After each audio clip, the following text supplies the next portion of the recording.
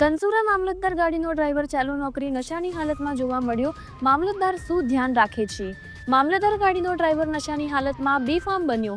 એક વિદ્યાર્થીને 3-4 લાફા માર્યા અને છાતીના ભાગે તથા પીઠ પાછળ પણ માર મારવામાં આવ્યો.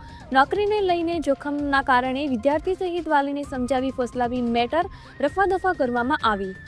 ધનસુરા તાલુકાના જામઠા ગામે અગાઉ તારીખ 23 ડિસેમ્બર 2024ના રોજ સેવા સેતુ કાર્યક્રમમાં મામલતદારનો ડ્રાઈવર પીધેલી હાલતમાં જોવા મળ્યો. ડ્રાઈવર નશાની હાલતમાં એક વિદ્યાર્થીને 3-4 લાફા ઝીકી નાખ્યા અને છાતીના ભાગે તથા પીઠ પાછળના ભાગે માર મારવામાં આવ્યો.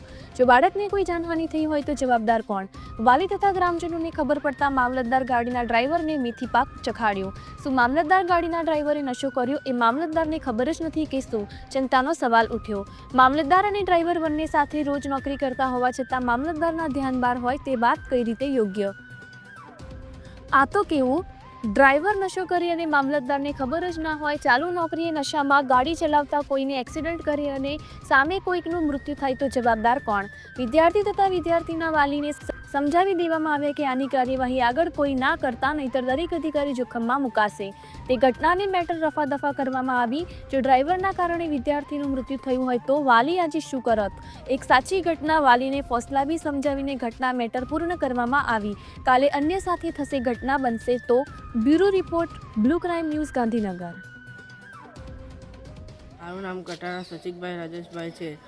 હું 1:30 વાગ્યાની રિસેસ પડી ત્યારે બલદેવ કાકાના ગલ્લે ઊભો રહ્યો હતો. ગલ્લેથી સ્કૂલમાં જતો હતો ત્યારે એક માણસે મામલતદારના ડ્રાઈવરે મને મારી લાલ ચોટ ગાલ કરી નાખે. કઈ જગ્યાએ લાફો મારે તો? આ સાતીમાં જ મારતો હતો વાહમાં.